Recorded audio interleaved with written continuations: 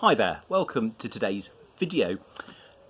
In a departure from our Foundations for the Future series, I just wanted to offer one or two reflections on the current situation in which we find ourselves and just our responses to that. I was thinking about a passage in John 9. Let me just read from the first few verses in John 9, starting at verse 1. As he, Jesus, went along, he saw a man blind from birth. His disciples asked him, "Rabbi, who sinned, this man or his parents, that he was born blind?" "Neither this man nor his parents sinned," said Jesus, "but this happened so that the work of God might be displayed in his life."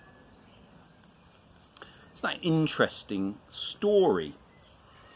Jesus seems to resist a sort of simple cause and effect that this guy's blind, he must have done something wrong, or his parents must have done something wrong. The sort of thing that might be in the Jewish mind at this point would be perhaps going to a temple of another religion, sort of, whilst pregnant, might have sort of somehow passed on. That sin might have had some effect in his life.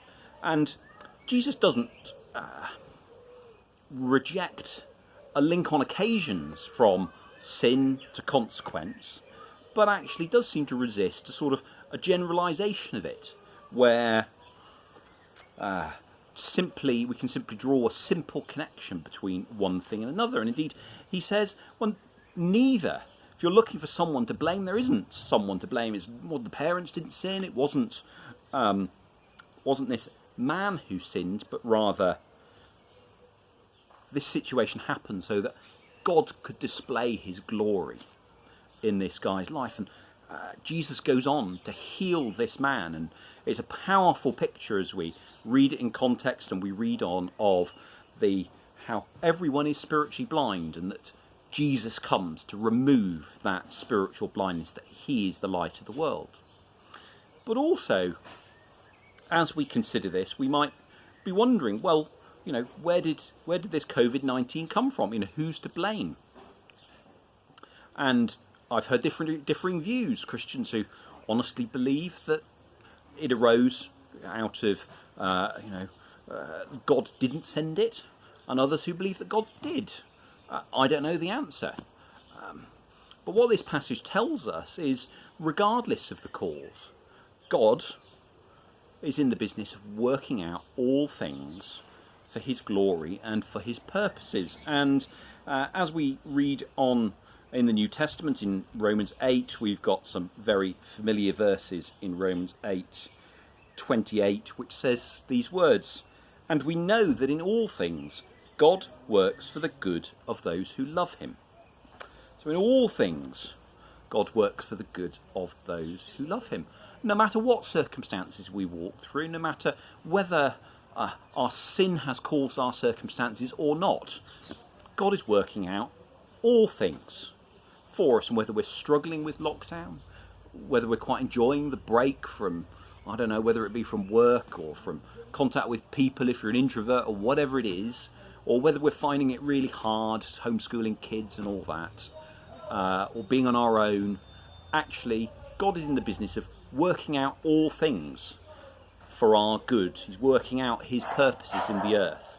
And just wanted to encourage us out of this passage that actually sometimes there isn't a clear link between sin and what God's sin and a sort of a consequence like being born blind or something, but actually God's in the business of working out his purposes, and he uses things in our lives to display his glory and for our good. And what an encouragement that is to us. We don't necessarily have to have it all figured out or a clear view on was COVID caused by God or not. Doesn't matter. God's in the business of working out his purposes in the earth. He's in the business of wanting to display his glory in increasing measure in our lives and the lives of those who know him. And that's a real encouragement, I think. We can look forward to what God's wanting to do through these circumstances. And We don't need to live with fear or trepidation, but we can adopt a posture of faith. God's in the business of working out his purposes. Not even a global pandemic is going to stop that. He's in the business of drawing lost people to himself. He's in the business of working out his purposes in the earth.